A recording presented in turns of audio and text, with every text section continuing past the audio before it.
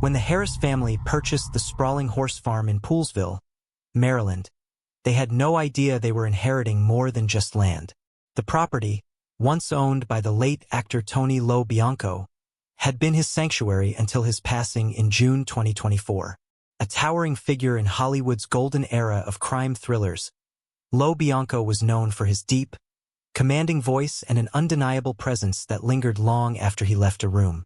Now, it seemed he had never truly left. The first few weeks were uneventful at least.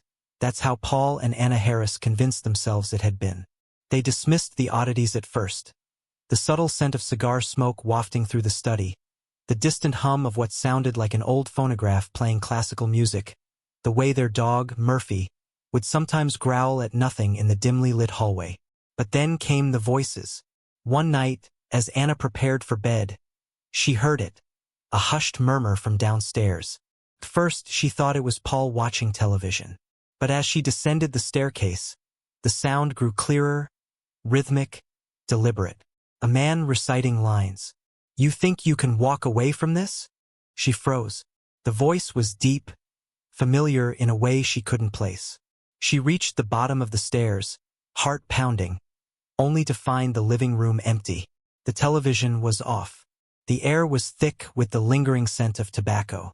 She never told Paul about that night. Not at first. A week later, their son, Max, came running into their bedroom in the middle of the night. "There's someone outside," he whispered, his 8-year-old voice trembling. Paul grabbed a flashlight and rushed to the window. The security lights illuminated the backyard, casting long shadows across the overgrown fields. And there, just beyond the fence line, stood a figure. A man. Paul's breath caught in his throat. He was dressed in what looked like an old-fashioned suit, his posture stiff, his head slightly tilted as if observing them. And then he was gone. The family tried to rationalize it. Maybe it was a trick of the light, a shadow from the barn. Maybe the strange occurrences were just the natural creaks and groans of an old house settling. But the more they ignored it, the more it demanded their attention. The final straw came when Anna, alone in the house one afternoon, walked into the study and found the chair by the fireplace turned slightly just enough to suggest someone had been sitting there. A cigar, unlit but fresh, rested on the side table. She stood frozen in the doorway, every nerve in her body on edge. Then, from somewhere behind her, the whisper came. "You think you can walk away from this?" Anna turned, but there was no one there. From that moment on, the Harris family chose to accept the presence rather than fear it. They learned about Tony Lo Bianco, his life, his passion for acting, his love for that very home. They stopped questioning the faint strains of opera that occasionally drifted through the halls. They no longer flinched at the flickering lights or the subtle rearrangement of furniture. Paul even started leaving a glass of whiskey in the study before bed, a quiet gesture of respect for the house's previous owner. And though they never saw the figure again on some nights, when the wind moved just right through the trees, they could almost hear the whisper of a script being rehearsed, as if Tony Lo Bianco himself was preparing for one last role, one that would never end.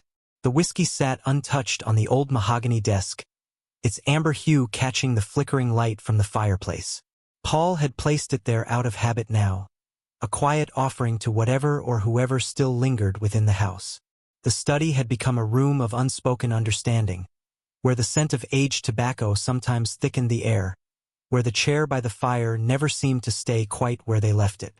Outside, the wind stirred the bare branches of the old oak trees, making them tap rhythmically against the windows, as if knocking for entrance.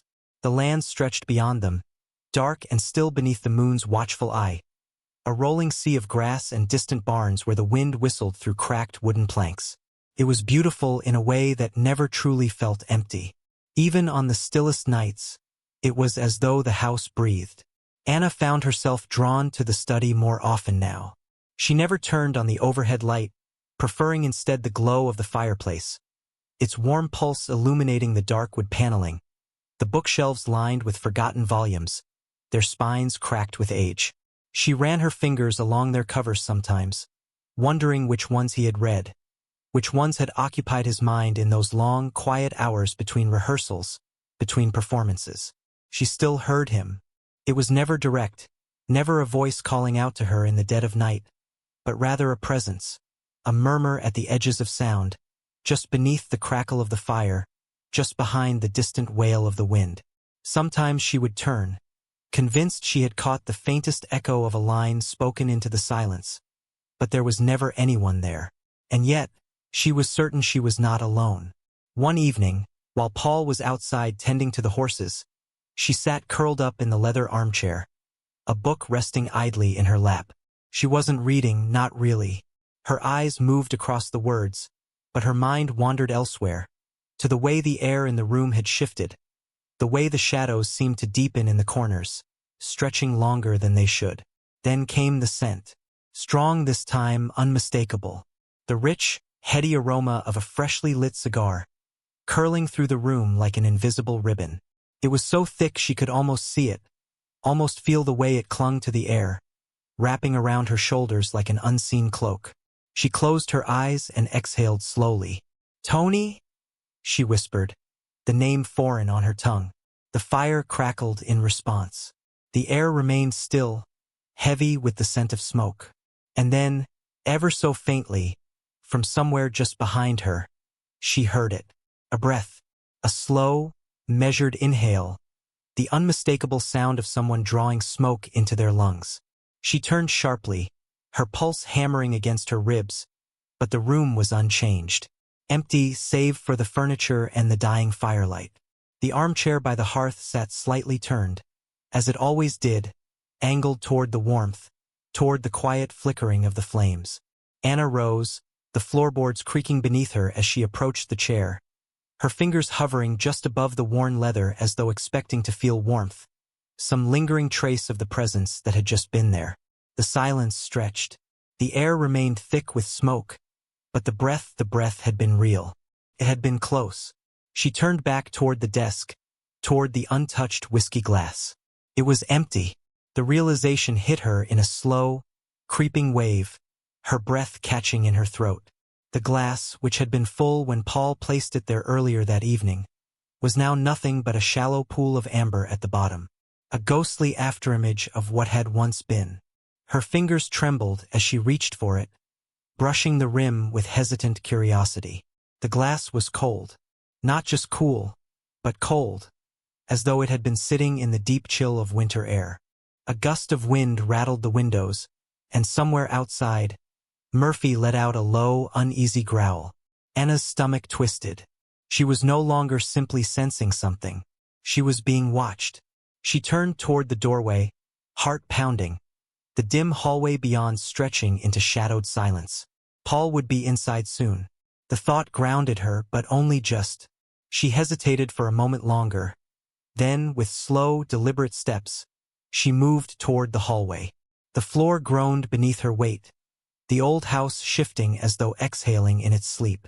The darkness beyond the study was thick, almost pressing against her as she moved forward, her breath shallow, her ears tuned to every creak, every whisper of wind through unseen cracks. The hallway led to the staircase, its railing worn smooth by decades of hands trailing along its curve. The light from the study barely reached the first step, and beyond that, the upstairs was shrouded in shadow. A flicker of movement. Anna froze. At the top of the stairs, just barely distinguishable from the darkness, stood a figure. She could see the outline of broad shoulders, the tilt of a head, the suggestion of someone standing there in the dim light watching. Her pulse pounded against her temples, her breath shallow and unsteady. She wanted to speak, wanted to say something, anything, but her throat had closed, her body refusing to obey. And then, as she watched, the figure shifted just slightly, just enough. A familiar motion. A man tipping his head, as though acknowledging her presence. And then he was gone. The shadows swallowed him whole, the house returning to silence. Anna stood rooted in place. The image burned into her mind, her body caught between fear and something deeper, something unspoken, something that felt like recognition. She didn't move for a long time, listening to the house breathe around her, to the faint whisper of something unseen moving just beyond her reach. And then, slowly, She stepped back toward the study, toward the only light left in the house, toward the chair that had never truly been empty. Don't forget to subscribe and like if you liked this story. The old house settled around Anna as she stood motionless at the foot of the staircase, the distant echo of her own breath the only sound in the thickened silence. The presence whatever it had been was gone now, swallowed into the dark hush of the upper floor. But the weight of it lingered, pressing against the air, wrapping around her like a thick, invisible shroud. She exhaled slowly, barely aware that she had been holding her breath. The moment had passed, but something fundamental had shifted within her. A quiet but irreversible realization. She was not imagining this. It was not some trick of the light, nor the product of a restless mind adapting to an unfamiliar home. She was seeing him, feeling him. Tony was here. The thought alone sent a strange ripple through her, a sensation neither fully fear nor comfort, but something hovering between the two, like the final lingering notes of an unfinished song. Behind her, the study still glowed with firelight, a beacon in the otherwise darkened house. She turned slowly, her hands gripping the edges of her sweater as though grounding herself in something tangible. The study door remained open, the room exactly as she had left it, the whiskey glass, the slightly angled chair, the scent of cigar smoke that refused to dissipate. She stepped forward, slow and measured, her bare feet silent against the hardwood floor. The fire had burned lower now, its embers pulsing faintly, casting flickering shadows that danced along the walls. She crossed the room, moving toward the desk with the same quiet reverence she had adopted in recent weeks. Something had changed. She could feel it in the very air, in the way the space seemed subtly rearranged, not by visible movement but by an unspoken shift. The atmosphere hummed with a presence just beyond reach, just beneath perception. The whisper of something unseen watching, waiting. Her eyes flicked toward the chair. It was still turned slightly toward the fireplace, as though someone had just been sitting there, their body leaning into the warmth of the flames. She had grown accustomed to this small, inexplicable movement, but tonight, something felt different. The leather appeared subtly pressed, as though the weight of a body had only just left it. The imprint of something that should not have been there. Anna hesitated. Then, moving almost without thought, she reached forward, her fingertips brushing lightly against the armrest. A chill surged through her, sharp and immediate, a jolt of icy air so sudden it sent a shudder through her entire body. It was as though she had plunged her hand into something impossibly cold, something untouched by time, something not meant for the living. She yanked her fingers back with a sharp gasp. The cold lingered, not just on her skin but in the air itself, spreading outward in slow, invisible tendrils.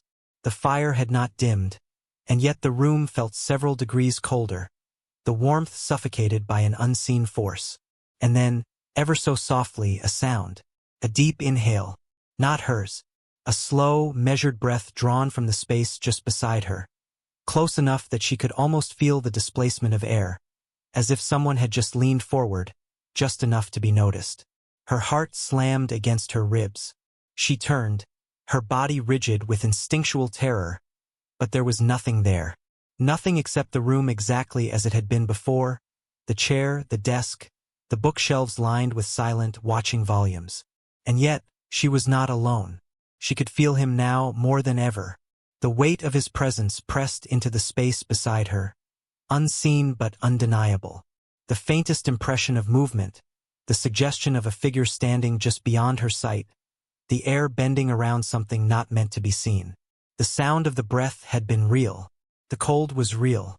Her hands clenched at her sides, the sharp bite of her nails grounding her in the moment. She forced herself to breathe, slow and steady, refusing to let fear take root. If he was here, if he had been here all along, then what did he want? Why now? Why her? The unanswered questions coiled in her mind as she took an uncertain step back, retreating toward the doorway, her pulse still hammering. The firelight cast her shadow long against the far wall, a solitary figure moving against the flickering glow. But then, a second shadow. Not hers. A shape cast against the wall beside hers, taller, broader. A man's silhouette. Anna's breath caught in her throat. For a single, frozen moment, she could not move, could not think beyond the impossible reality of what she was seeing.